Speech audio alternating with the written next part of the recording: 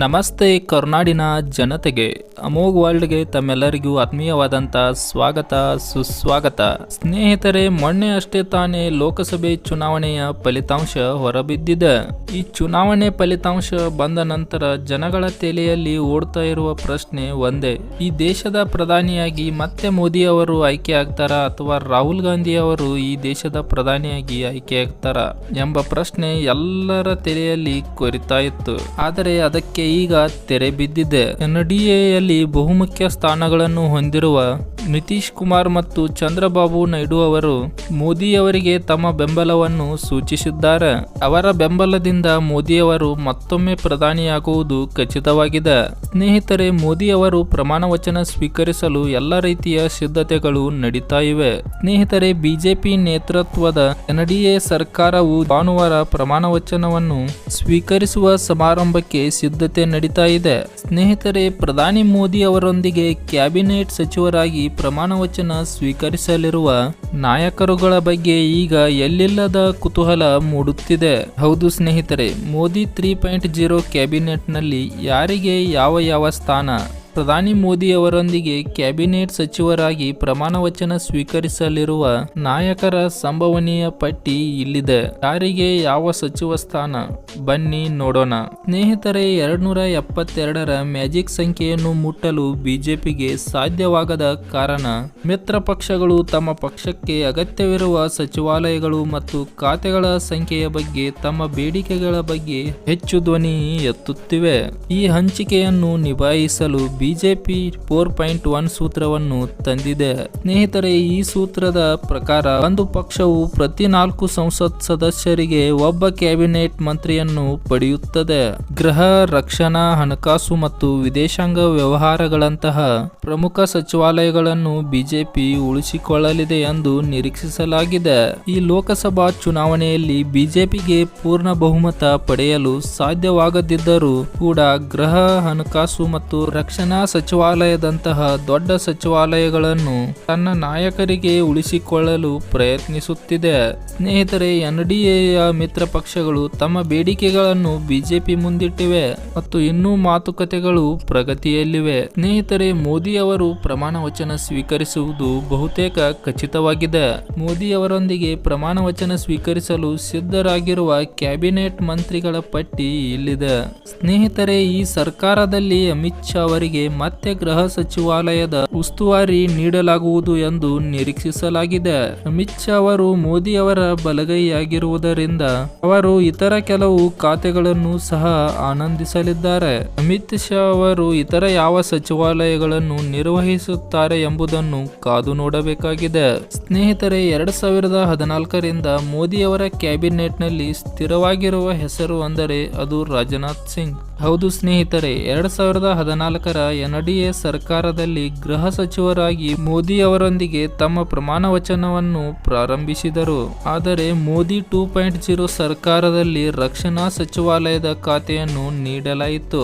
ಸ್ನೇಹಿತರೆ, ಮತ್ತೆ ಈ ಬಾರಿಯೂ ಕೂಡ ರಾಜನಾಥ್ ಸಿಂಗ್ ಅವರಿಗೆ ಈ ಸರ್ಕಾರದಲ್ಲಿಯೂ ರಕ್ಷಣಾ ಸಚಿವ ಸ್ಥಾನ ನೀಡುವ ನಿರೀಕ್ಷೆ ಇದೆ.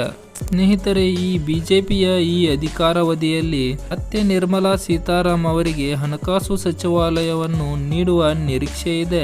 ರಕ್ಷಣಾ ಮತ್ತು ಹಣಕಾಸು ಖಾತೆಗಳನ್ನು ನಿರ್ವಹಿಸಿದ ಏಕೈಕ ಮಹಿಳಾ ಪೂರ್ಣಾವಧಿ ಸಚಿವರಾಗಿದ್ದಾರೆ. ಆದಾಗ್ಯೂ ಅವರು ಎಂದಿಗೂ ಲೋಕಸಭಾ ಚುನಾವಣೆಯಲ್ಲಿ ಸ್ಪರ್ಧಿಸಿಲ್ಲ. ಅವರು ಕರ್ನಾಟಕ ರಾಜ್ಯದಿಂದ ರಾಜ್ಯಸಭಾ ಸದಸ್ಯರಾಗಿದ್ದಾರೆ. ಸ್ನೇಹಿತರೆ, ಇದಷ್ಟೇ ಅಲ್ಲದೆ ಜೈಶಂಕರ್ ಅವರು 2019ರ ಮೋದಿ ಸರ್ಕಾರದ ಪ್ರಮುಖ ಕ್ಯಾಬಿನೆಟ್ ಮಂತ್ರಿಗಳಲ್ಲಿ ಒಬ್ಬರಾಗಿದ್ದಾರೆ. ಹೌದು ಸ್ನೇಹಿತರೆ, ಅವರ ವಿದೇಶಾಂಗ ನೀತಿಗಳು ಈ ಹಿಂದೆ ಫಲಪ್ರದ ಫಲಿತಾಂಶಗಳನ್ನು ನೀಡಿವೆ. ಇದರಿಂದಾಗಿ ಜೈಶಂಕರ್ ಅವರನ್ನು 2014ರ ಮೋದಿ ಕ್ಯಾಬಿನೆಟ್ ಮಂತ್ರಿಗಳ ಪ್ರಧಾನ ಅಭ್ಯರ್ಥಿಯನ್ನಾಗಿ ಮಾಡಲಾಗಿದೆ. ಸ್ನೇಹಿತರೆ, ಈ ಸರ್ಕಾರದಲ್ಲಿಯೂ ಅವರು ವಿದೇಶಾಂಗ ವ್ಯವಹಾರಗಳ ಸಚಿವರಾಗಿ ತಮ್ಮ ಕೆಲಸವನ್ನು ಮುಂದುವರಿಸಬೇಕೆಂದು ಬಿಜೆಪಿ ಬಯಸುತ್ತಿದೆ ಕೂಡ. ಸ್ನೇಹಿತರೆ, ಈ ಸಚಿವರುಗಳ ಪಟ್ಟಿಯಲ್ಲಿ ಕೇಳಿ ಬರುತ್ತಿರುವ ಮತ್ತೊಂದು ಹೆಸರೆಂದರೆ ಶಿವರಾಜ್ ಸಿಂಗ್ ಚೌಹಾಣ್. ಸ್ನೇಹಿತರೆ, ಈ ಶಿವರಾಜ್ ಸಿಂಗ್ ಚೌಹಾಣ್ ಅವರು ಮಾಮಾ ಎಂದು ಜನಪ್ರಿಯವಾಗಿದ್ದಾರೆ ಮತ್ತು ಇವರು ಮಧ್ಯಪ್ರದೇಶದಲ್ಲಿ 3 ಬಾರಿ ಮುಖ್ಯಮಂತ್ರಿಯಾಗಿದ್ದಾರೆ ಮತ್ತು ಇವರು ಇದೇ ಮೊದಲ ಬಾರಿಗೆ ಲೋಕಸಭಾ ಚುನಾವಣೆಯಲ್ಲಿ ಸ್ಪರ್ಧಿಸಿದ್ದಾರೆ ಕೂಡ. ಇವರ ಈ ಎಲ್ಲ ನಡೆಯನ್ನು ಗಮನದಲ್ಲಿಟ್ಟುಕೊಂಡು ಮೋದಿ ಅವರು ತಮ್ಮ ಕ್ಯಾಬಿನೆಟ್ ಮಂತ್ರಿಗಳ ಪಟ್ಟಿಯಲ್ಲಿ ಸೇರಿಸುವ ನಿರೀಕ್ಷೆ ಇದೆ. ಅವರ ಹಿರಿತನವನ್ನು ನೋಡಿ ಅವರಿಗೆ ಈ ಸರ್ಕಾರದಲ್ಲಿ ಪ್ರಮುಖ ಹುದ್ದೆ ನೀಡಲಾಗುವುದು ಎಂಬ ಮಾತುಗಳು ಕೇಳಿಬರುತ್ತಿವೆ. ಸ್ನೇಹಿತರೆ, ಪಿಯೂಷ್ ಗೋಯಲ್ ಅವರು 2014ರಿಂದ ಮೋದಿ ಅವರ ಕ್ಯಾಬಿನೆಟ್ ಪಟ್ಟಿಯಲ್ಲಿರುವ ಮತ್ತೊಬ್ಬ ಬಿಜೆಪಿ ನಾಯಕರಾಗಿದ್ದಾರೆ. ಅವರು NDA ಸರ್ಕಾರದ ರಾಜ್ಯಸಭೆಯಲ್ಲಿ ಸದನದ ನಾಯಕರಾಗಿದ್ದರು. ಸ್ನೇಹಿತರೆ, ಇವರು ಈ ಬಾರಿ ಮಹಾರಾಷ್ಟ್ರದ ಮುಂಬೈ ಉತ್ತರದಿಂದ ಲೋಕಸಭಾ ಚುನಾವಣೆಯಲ್ಲಿ ಸ್ಪರ್ಧಿಸಿದ್ದರು ಮತ್ತು ಅವರು 3 ಲಕ್ಷಕ್ಕೂ ಹೆಚ್ಚು ಮತಗಳಿಂದ ಚುನಾವಣೆಯಲ್ಲಿ ಗೆದ್ದಿದ್ದಾರೆ ಕೂಡ. ಸ್ನೇಹಿತರೆ, ಇವರಿಗೆ ಬಿಜೆಪಿ ವಾಣಿಜ್ಯ ಮತ್ತು ಕೈಗಾರಿಕಾ ಸಚಿವಾಲಯದಂತಹ ಪ್ರಮುಖ ಸಚಿವಾಲಯಗಳನ್ನು ನೀಡುವ ನಿರೀಕ್ಷೆ ಇದೆ.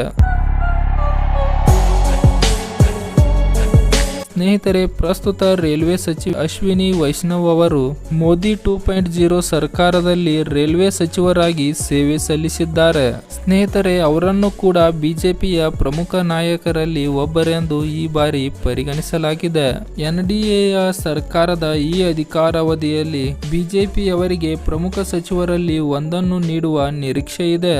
ಸ್ನೇಹಿತರೆ, ಇದಷ್ಟೇ ಅಲ್ಲದೆ ಕಾಂಗ್ರೆಸ್ನ ಭದ್ರಕೋಟೆಯಾದ ಅಮೇಥಿಯಿಂದ ಸ್ಮೃತಿ ಇರಾನಿ ಅವರು ಸೋತಿದ್ದರು. ಬಿಜೆಪಿ ಸ್ಮೃತಿ ಇರಾನಿ ಅವರಿಗೆ ಈ ಬಾರಿ ಕ್ಯಾಬಿನೆಟ್ ಸ್ಥಾನವನ್ನು ನೀಡುವ ನಿರೀಕ್ಷೆ ಇದೆ. ಸ್ನೇಹಿತರೆ, 2019ರ ಲೋಕಸಭಾ ಚುನಾವಣೆಯಲ್ಲಿ ರಾಹುಲ್ ಗಾಂಧಿಯನ್ನು ಸೋಲಿಸಿದ ನಾಯಕಿ ಸ್ಮೃತಿ ಇರಾನಿ. ಆ ಮೂಲಕ ಅವರು ಭಾರತದ ರಾಜಕೀಯ ಭೂದೃಶ್ಯದಲ್ಲಿ ತಮ್ಮದೇ ಆದಂತ ಇತಿಹಾಸವನ್ನು ಸೃಷ್ಟಿಸಿದ್ದಾರೆ. ಸ್ನೇಹಿತರೆ, ಅಪ್ನಾದಳ ಅಧ್ಯಕ್ಷೆ ಅನುಪ್ರಿಯಾ ಪಟೇಲ್ 2021ರಲ್ಲಿ ಮೋದಿ ಸರ್ಕಾರದಲ್ಲಿ ರಾಜ್ಯ ಸಚಿವರಾಗಿದ್ದರು ಮತ್ತು ಈ ಅಪ್ನಾದಳಕ್ಕೆ ಬಿಜೆಪಿ ಒಂದು ಕ್ಯಾಬಿನೆಟ್ ಸ್ಥಾನವನ್ನು ನೀಡುವ ನಿರೀಕ್ಷೆ ಇದೆ. ಆದ್ದರಿಂದ ಅನುಪ್ರಿಯಾ ಪಟೇಲ್ ಕ್ಯಾಬಿನೆಟ್ ಮಂತ್ರಿಯಾಗುವ ಎಲ್ಲ ಸಾಧ್ಯತೆ ಇದೆ. ಸ್ನೇಹಿತರೆ, ಮೋದಿ ಅವರ ಹೊಸ ಕ್ಯಾಬಿನೆಟ್ ಮಂತ್ರಿಗಳ ಪಟ್ಟಿಯಲ್ಲಿ ಸೇರಿಸುವ ನಿರೀಕ್ಷೆ ಇರುವ ಇತರ ಕೆಲವು ಹೆಸರುಗಳೆಂದರೆ ಜ್ಯೋತಿರಾದಿತ್ಯ ಸಿಂಧಿಯಾ, ಅರ್ಜುನ್ ಮುಂಡಾ, ಹರ್ದೀಪ್ ಸಿಂಗ್ ಪುರಿ, ಅನುರಾಗ್ ಠಾಕೂರ್, ಪುರುಷೋತ್ತಮ್ ರೂಪಾಲ, ಪ್ರಹ್ಲಾದ್ ಜೋಶಿ, ನರೇಂದ್ರ ಸಿಂಗ್ ತೋಮರ್, ಗಿರಿರಾಜ್ ಸಿಂಗ್. ಸ್ನೇಹಿತರೆ, ಈ ಎಲ್ಲ ಹೆಸರುಗಳು ಮೋದಿ ಅವರ ಕ್ಯಾಬಿನೆಟ್ನಲ್ಲಿ ಸ್ಥಾನ ಪಡೆಯುವ ಸಾಧ್ಯತೆ ಇದೆ. ಸ್ನೇಹಿತರೆ, ಈ ರೀತಿಯಾಗಿ ಮೋದಿ ಅವರ ಕ್ಯಾಬಿನೆಟ್ ರಚನೆಯಾಗುವ ಸಾಧ್ಯತೆ ಇದೆ. ಮುಂದೆ ಏನಾಗುತ್ತದೆ ಎಂಬುದನ್ನು ಕಾದು ನೋಡೋಣ. ಸ್ನೇಹಿತರೆ, ಈ ವಿಡಿಯೋ ಇಷ್ಟ ಆದಲ್ಲಿ ಲೈಕ್ ಮಾಡಿ, ಶೇರ್ ಮಾಡಿ ಮತ್ತು ಸಬ್ಸ್ಕ್ರೈಬ್ ಮಾಡಿ ಸಪೋರ್ಟ್ ಮಾಡೋದನ್ನ ಮಾತ್ರ ಮರಿಬೇಡಿ. ಮುಂದಿನ ವಿಡಿಯೋದಲ್ಲಿ ಮತ್ತೊಂದು ವಿಷಯದೊಂದಿಗೆ ಸಿಗೋಣ. ಜೈ ಹಿಂದ್, ಜೈ ಕರ್ನಾಟಕ ಮಾತೆ. ಧನ್ಯವಾದಗಳು.